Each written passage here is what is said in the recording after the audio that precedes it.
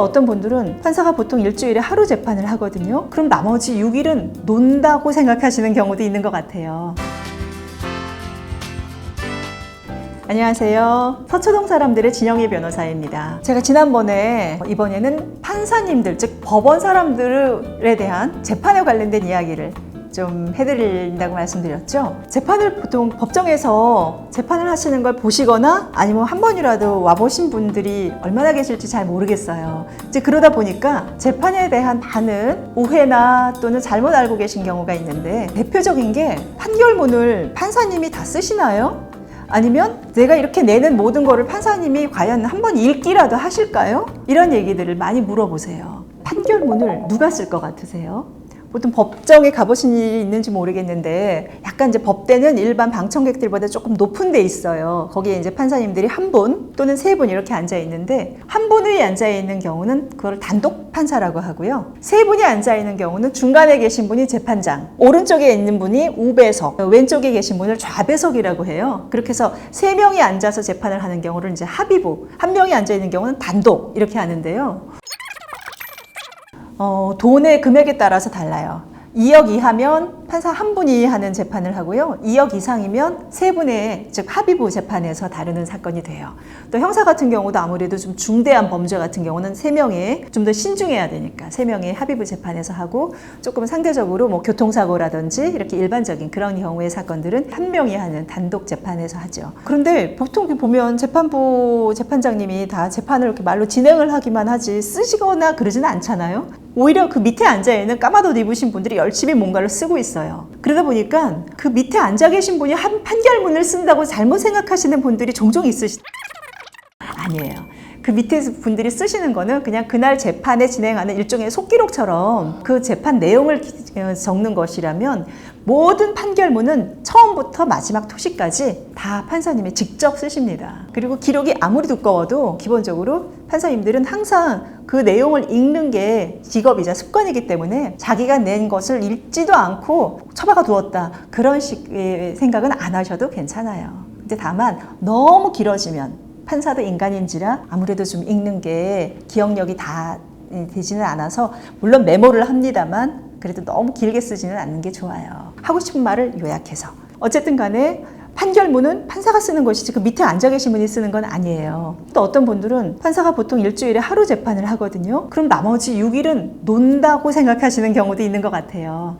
판사가 하루 재판을 하는 것은 그날 있는 보통에서 한 30건에서 50건 정도의 재판을 그날 이렇게 쭉 하는 것이고, 나머지 5일 또는 6일 내내는 자기가 했었던 사건의 판결을 쓰시는 시간이에요. 그러니까 사실 우리나라 재판은 말로 하는 시간보다는 실제로 그 말을 위해서 준비하는, 변호사 같으면 서류를 써서 작성해서 내고 또 증거를 확보하고 이런 것들을 판사들이 다 읽어보고 판단을 내려야 되는 것이 바로 판결을 만드는 과정이기 때문에, 재판에서만 하고 그냥 그 자리에서 듣고, 아 그래 네가 옳구나, 아 네가 이겼어, 아니면 넌 죄가 있구나, 그렇게 하는 것은 아니에요. 주 5일 근무를 하고 싶죠. 사실은 저희 남편도 판사인데 저희 남편을 보면 사실은 일을 굉장히 빨리 하는 편이에요. 그래도 사실은 주 5일 근무를 하기 쉽지가 않아요. 아무래도 점점 우리나라에서 법원을 두드리는 사건들이 더 많아지고, 또 그러다 보면 그 많은 사건들을 읽기에는 주 5일 근무 가지고는 좀 부족하죠. 법대로 해. 이 말이 사실은 한국에서는 그래 너랑 나랑 한판 붙자, 그런 말로 들리지요. 물론 우리나라 정서상 아직까지 법에 대해서는 조금 거리감 있고 딱딱하고 그런 말 때문에 나온 얘기기는 하겠지만, 사실은 법대로 해. 말 그대로 되게 좋은 말이거든요. 근데 아무래도 이 법에 대해서는 사람들이 선입견이 많이 작용하는 것 같아요. 그렇죠. 너랑 나랑 이제 앞으로 끝이야. 이게 바로 너 법대로 해. 예전에 어떤 변호사가 너 고소해, 뭐 그런 걸 가지고 심지어 막 광고도 하고 그랬는데, 저는 법대로 해라는 것은 나쁜 말은 아닌데, 글쎄요, 고소해 이거는 세상 사람들한테 어떻게 그렇게 다 고소하고 살려고 할 수 있을까요? 그건 좀 이상해요. 어떤 할머니 얘기해 드릴게요. 보통 돈을 못 받거나 이렇게 뭐 돈 달라고 하는 그런 소송이 되게 많은데요. 이제 어떤 할머니 한 분이 소송을 했었는데 이기셨나 봐요. 그래서 원고는 피고한테 얼마를 지급하라 라는 이제 판결을 이제 드디어 받으신 거예요. 근데 판결이 다 끝나고 재판부까지 다 이제 일어나서 나가려고 하는데 그 할머니가 계속 앉아 있으시더라는 거예요. 그래서 법정에 보면 경찰관, 경위라고 하는데 그 법정 경위가 가서 할머니 재판 끝났으니까 이제 가셔도 됩니다 라고 했어요. 그랬더니 그 할머니가 아니 돈을 줘야 가지 이랬다는 거예요.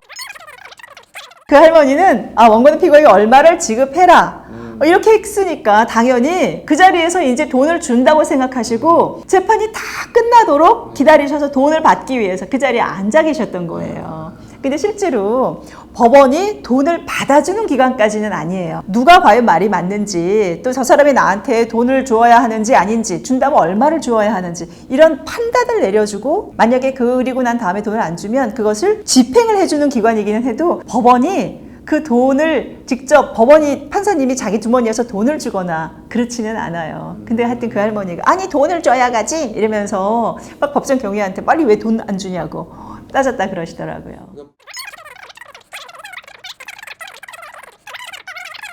또 법원의 그 재판 과정에서 또 많은 오해가 그냥 판사가 자기 얘기는 다 안 들어주더라, 아니면 판사가 저 사람한테 소위 말해서 매수됐다, 뭐 이런 오해를 하는 경우들도 있어요. 실제로 재판은요, 누구가 더 말을 잘하느냐, 저 사람의 인상이 더 좋으냐 이런 거 중요하지 않고요. 재판은 사실은 증거 싸움이에요. 아무리 자기가 맞고 또 자기가 착하고 또 자기가 인상도 좋고 해도 증거가 없는 싸움이면 사실은 이기기가 쉽지 않아요.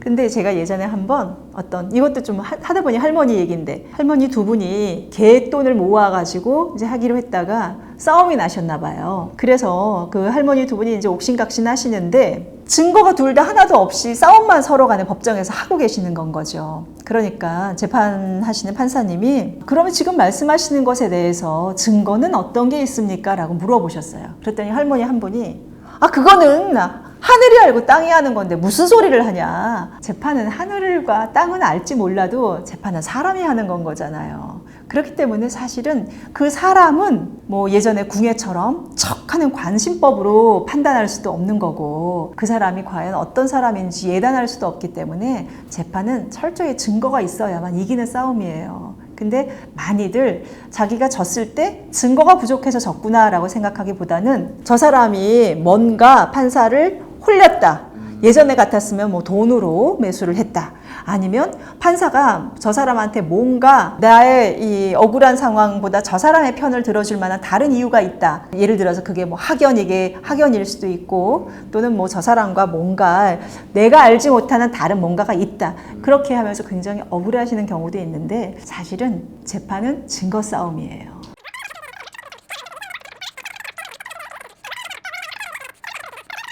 대략 그렇기는 해요. 물론 이제 사법연수원은 자기가 반드시 성적으로 뭐 판사나 검사나 변호사나 이렇게 하는 건 아닌데요. 일단 기본적으로 자기가 원하는 걸 지망하게는 돼 있습니다. 근데 만약에 지망하는 사람이 많을 경우에는 그것을 기준으로는 그냥 명백하게 성적으로만 해요. 이번에도 이제 여러 가지 평가에 다른 요인이 개입되면 우리나라 사람들한테는 이걸 승복시키기가 쉽지가 않잖아요. 그러니까 기본적으로 무조건 그냥 성적으로만 하는 거다 보니까 아무래도 성적이 좋을 경우가 더 유리하죠, 판사가 되기에. 그리고 실제로 누군가의 이쪽 주장도 사실은 맞고, 예전에 황희정성처럼 이쪽 얘기를 들으면 네 말도 맞고 또 이쪽 얘기를 들으면 네 말도 맞다, 이럴 수 있는 상황이 얼마나 많아요. 그런데 그 중에서도 어쨌든 원칙을 찾아야 되고 또 기준을 만들어야 되고 똑똑하게 판단을 내려야 되기 때문에, 그런 의미에서는 공부가 잘 되어 있는 사람이 판사를 하는 게 사실은 맞을 수도 있죠. 맞아요.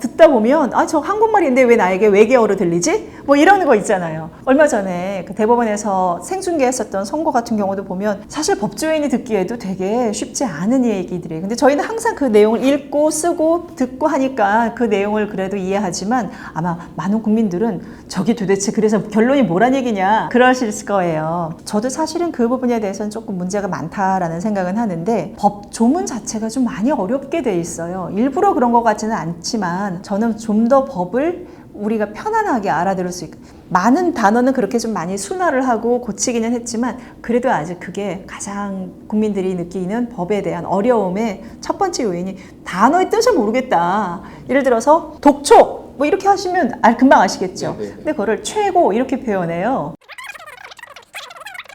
최고? 이거란 뜻인가? 근데 사실은 이제 최고라는 것이 뭐 독촉이라는 거거든요. 그러니까 그런 식으로 조금 어려운 이런 표현들에 대해서는 저도 불만 많아요. 근데 왜 의학 용어도 좀 그렇죠?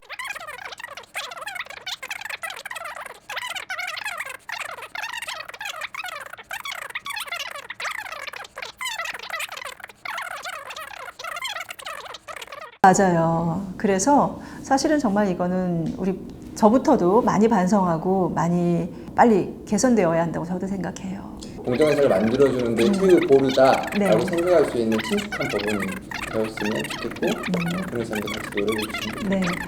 지금 이제 저보고 변호사니까 노력해달라고 말씀하신 거기에 갑자기 생각이 났어요. 제가 다음번에는 지금 제 첫 번째는 하다 보니까 이제 뭐 검사에 대한 이야기도 했고 또 오늘은 법원 판사들에 대한 이야기를 했잖아요. 제가 이제 변호사를 2000년부터 쭉 지금까지 해온 경우에 오해를 받는 게 변호사님 왜 그렇게 나쁜 사람을 변호하세요? 돈이 그렇게 좋으세요? 그런 이야기를 하는, 물론 제가 직접 그 얘기를 들은 적은 별로 없지만 변호사에 대해서 많은 일반 분들의 오해가 뭐 변호사는 돈이 제일 중요해서 정말 저렇게 나쁜 사람들 변호한다. 얼마 전에 우리 지금 제주도에 있는 그 재판 같은 경우도 되게 떠들썩한 고유정 사건 같은 경우, 그 고유정 사건을 맡은 변호사에게 엄청나게 시민들이 막 항의하고 왜 변호사가 돈밖에 모르냐, 그런 나쁜 년을 왜 변호하냐 막 이러면서 막 질타를 했다는 얘기를 제가 들었어요. 그래서 제가 다음번에는요, 정말 변호사들이 돈이 제일 좋아서 돈만 알기 때문에 그렇게 정말 나쁜 사람을 변호하는 건지,